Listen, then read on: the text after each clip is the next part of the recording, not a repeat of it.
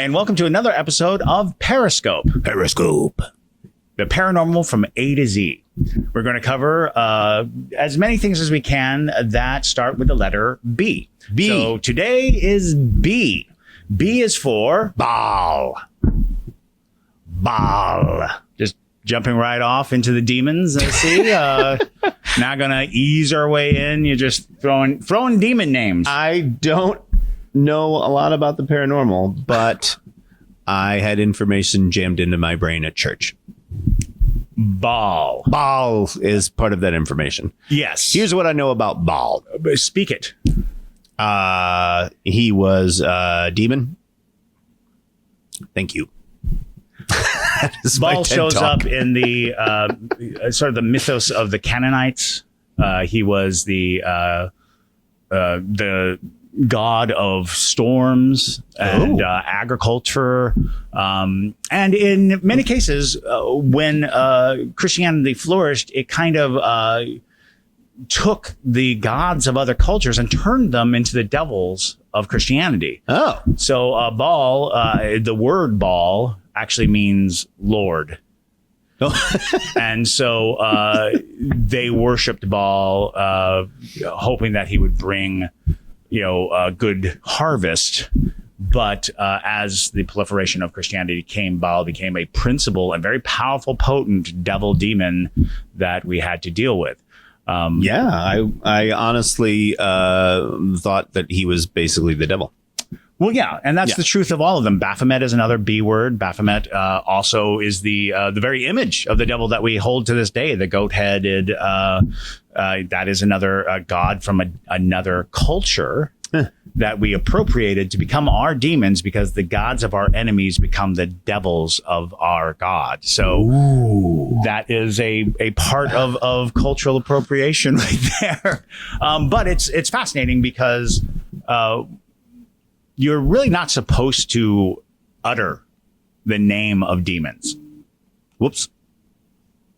Because in many cultures, it is believed that to utter the name of a demon is to kind of invite it into your life or to put yourself on the radar of the demon. So in almost every culture, there are things they would not talk about, things that must be named, must never be named. That is a part of every culture's belief, is that you invite these things into your life by calling or speaking out their name. But if Baal was appropriated and isn't actually a demon, right, I'm okay. Did I mess up? That becomes kind of a tricky question, because what generally happens in these instances is that malevolent forces, malevolent spirits will occupy the space that you create for them. So when a culture starts to really focus and create this idea and this notion that this is an evil entity, then the evil will coalesce into the figure that you identify by that name. So it is a tricky thing. It's which came first, the demon or the name? If you worship a demon as benevolent and as a god, then while it was a god, it probably was at some point a benevolent and helpful force. But if you recognize it as a demon, its likelihood of answering your prayers is still there. You're saying, I need you to be scary. I need you to be dangerous. I need you to harm me and others because of my fear. A lot of people don't realize that fear is a form of belief. It is a form of worship. We devote time to our fears. We put our fears into our actions, into our deeds. Everything can be summed up by these divining forces that make us do things. So, ideally, you're not supposed to say the names unless you are doing combat with it or you're trying to summon it. This is a heavy episode. Well, you're the one who started this way. I was going to start with Bigfoot. Bigfoot. B is for Bigfoot. B is for Bigfoot. And that's it. Baal. I wasn't even going to get into a lot of the pseudo-religious stuff until like the third or fourth time we get through the alphabet. Sheesh. In any case, Bigfoot. Bigfoot. Or Sasquatch. Sasquatch. Or to those of us in the know, a Squatch. The Squatch. The Squatch. Don't sass the Squatch. We have a friend, Drew, who is just a giant of a man, and he identifies as a Squatch, and he recognizes other people at a certain size as fellow Squatches. I am proud to be a fellow Squatch, but I'm yes, not big enough. not yet. you keep eating that demon toast. In any case, Bigfoot. Bigfoot rose to notoriety in America, at least, because of a 1960s film that was taken by Patterson Gimlin out in the woods out in California. It was a remarkable piece of evidence. It seemed to show a large, furry hominid walking into the woods, and it is the image that everybody kind of uses as Sasquatch. It's the loping kind of body with the arms spread out. Like whenever you see a silhouette of Bigfoot in merchandise or whatever, that's straight from that footage. But that footage just set off a wildfire across the country. It truly became an obsessive thing all through the 70s, all through the 80s. Sasquatch hunting, Bigfoot hunting was just a huge thing. We've got numerous TV shows dedicated to it. We've got numerous organizations. Even here in Georgia, we have the North Georgia Bigfoot Society, and they do amazing work in cryptozoology, trying to find and discover if this creature exists. That's fascinating. But so Bigfoot and Sasquatch are the same thing. Yes, actually, that's a good point. There are many, many words. During the A's, we talked about the abominable snowman, the Yeti. The Yeti. I want to say it's escaping my mind right now. I think it's called the bunyip in Australia. There are the pendat orang. There's so many all throughout the world. There are these cryptids, these large, hairy, ape-like, man-like things, and that almost leads more credence to its existence. The fact that so many cultures are actually encountering these things. I've heard that Bigfoot doesn't like to be called Sasquatch. Yeti never complains.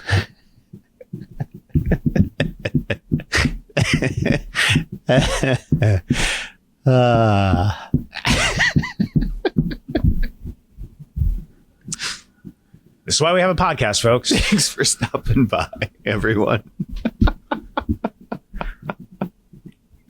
Banshee. That's a B word. It is a B word. The banshee, the wailing woman.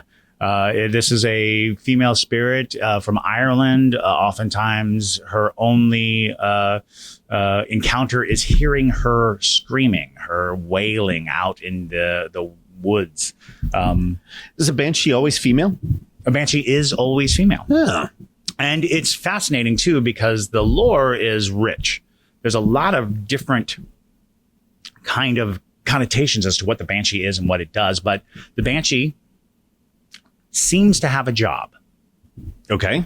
Yes. And there are certain spirits that seem to have jobs, and their jobs are usually foretelling doom or something like that. So the banshee, when you hear the banshee cry, it means you're going to die. Oh, hearing the banshee's call is, in fact, and one of the most beautiful ways of saying it was that the banshee is weeping for your death. She is crying because she knows that you are about to die. But if you hear it early enough, you can avoid it. You can take heed and take notion. And it's kind of like this early warning system. People run from the banshee because to hear it means you are in line to die.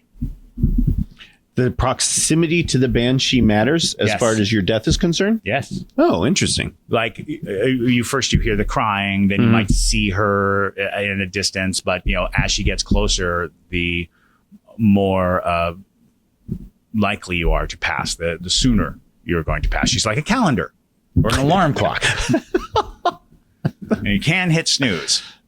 And that's just one of the beliefs in the banshee. There's lots of different stories that she's, mourning the loss of children or lovers, or but she's she's interesting in that fact because this too has other cultural versions. Some people think that La Llorona, who is and when I say it's Mexico, a Mexican spirit, which is a woman who's weeping for her dead children. However, La Llorona is much more menacing and can kill you. So La Llorona is looking for her children. Oftentimes will prey upon single mothers or families with young children because she wants those kids. Oh my gosh. Yeah. It's pretty sad. This is an intense episode. It is an intense episode. And who knows? We're on bees. The bees. And we don't do a lot of prep on this. So if ever we're in a lull, it's because like, well, bee. What else is there gonna be? Oh, there's the Beast of Bray Road. The Beast of Bray Road. Oh, yeah. Bees and alliteration. Yes, the illiterate Beast of Bray Road. Now, where is Bray Road? Wisconsin. Oh, yeah. The Beast of Bray Road, I believe, is generally considered to be a werewolf. Oh. If not a werewolf, then a like wolf-like creature that walks on two legs, which there are dogmen and creatures like this all around the country. There's the Rougarou in Louisiana. So the Beast of Bray Road is basically the classic. You're driving down the highway, you're driving down Bray Road, and you see along the side of the road what obviously is a large dog, and then it like stands up and you're like, nope, that's not a dog at all. I'm so upset. My life is really, changing forever. And it is malevolent, or is it just kind of out there somewhere? So some people want it to be a cryptid. Mm-hmm. And we'll talk about cryptids in C. But other people think that it might be a spiritual thing. It might be like a malevolent spirit manifesting as this wolf-shaped man thing. But the Beast of Bray Road is a Wisconsin stable of late night boogity tales. I grew up near Wisconsin, and sure. I never heard of it. That's weird. Yeah. Yeah. Well, and that's the fun of the paranormal is that it gets very localized. Sure. Here in Savannah, we have, a ghost named Alice Riley, famous to Savannians, but anywhere else, nobody would know who we're talking about. Renee Ash, nobody would know who we're talking about, but it's very famous for our particular, culture and what's around us. A lot of people have never heard of a hag or a plaid eye, and we'll get to those when their letters come up. I'm finding myself more and more like, there should be many bee things. Batabat. It's Tagalog. Batabat. Or the Philippines, I think. In any case, the Batabat is an obese woman that lives in trees. She's a demon. She's very dangerous, but she's only really ever dangerous when you cut down the tree she lives in. So, and that's an interesting one too, because there's many stories throughout the world of like tree nymphs, wood nymphs. Sure. You cut down the tree and the spirit of the tree will either seek revenge, or in some cases they'll grant wishes, which is kind of a weird apologist way of like destroying lumber. It's like, we cut down the tree and a spirit jumped down and gave me 3 wishes. It was great. So, are you sure? Are you sure it wasn't just the environment crying? And then there's Fern Gully. That's F. Oh, okay. So there are a lot of natural entities, natural spirits that show up and kind of give a conscience to nature. They're kind of like the Lorax, really. They speak for the trees. Aw. Yeah. Nice. We went through a lot of bees. There's a lot of bees. Yeah, you should save some of the bees for next time. Oh, there's so many bees. Oh. There are just so many. However, it gets more and more complex because you'll start pulling things out. I'm trying to like round out and figure out what bees are at the top, what are easily accessible. Baba Yaga. Who's the biggest bee? Who's the biggest bee? Some would argue Baba Yaga. Baba Yaga. Baba Yaga. Love Baba Yaga. Baba Yaga from Russian and Slavic folklore. She is a witch who lives in the woods, and she lives in a house that has chicken legs. The house has chicken legs? Yes, the house has chicken legs. Does it walk around? So in most stories, her house walks around with this big gigantic chicken legs. However, in examining the lore, people realized that it was kind of a mistranslation. And they were saying that her house is actually up on stilts. Oh. And I think the stilts somehow either look like or colloquially are called chicken legs. The house is up on chicken legs. But when people heard it, they naturally assumed they meant it's a house with chicken legs. So when you see pictures of Baba Yaga, oftentimes she is in a house or near a house, and the house has got chicken legs. And she is the classic witch in the woods. This is Russian? This is Russian, yes. This is a weird rabbit trail, and I apologize. No, that's why we're here.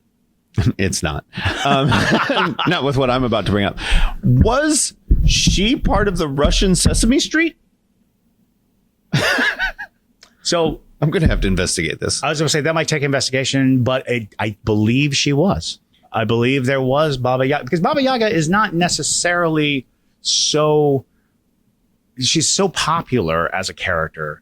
And while she is generally thought of as an evil witch in the woods, the classic, I'm going to cook you and eat you. She plays like a vital role in one of Russia's most beloved heroes, Vasilisa the Brave. Vasilisa is this woman who she's very much like the Captain America of folkloric Russia. She represents just strength and purity and goodness. And she almost takes on the Herculean tasks that Baba Yaga puts out for her. And so she's a great foil. Oftentimes she's considered to be this misunderstood witch, but and she also flies around in a mortar with a big pestle, so like a mortar and pestle. So it's just wild how Baba Yaga exists, and of course, in very modern parlance, John Wick is called Baba Yaga. Really? Yes, they call him Baba Yaga, but most people think that they made a mistake in the translation. Like when they were writing it, they chose Baba Yaga because there's another word, which is like Baba Gayoch or something like that, which means boogeyman. Oh. So they keep referring to him as the boogeyman, Baba Yaga, but Baba Yaga is not the boogeyman. Baba Yaga is, in fact, an old witch who lives in a house with chicken feet and flies around in a mortar with a pestle. Which is nowhere near as scary as John Wick bearing down on you because he killed his dog. John Wick 5. John Wick 5. Baba Yaga. Chicken feet. Chicken face. So yeah, that's B for you. We have we've covered B for this season, and we will return to B next season, where we will maybe not start off by shouting out names of demons. But you never know. You never do. All right, thanks. Bye.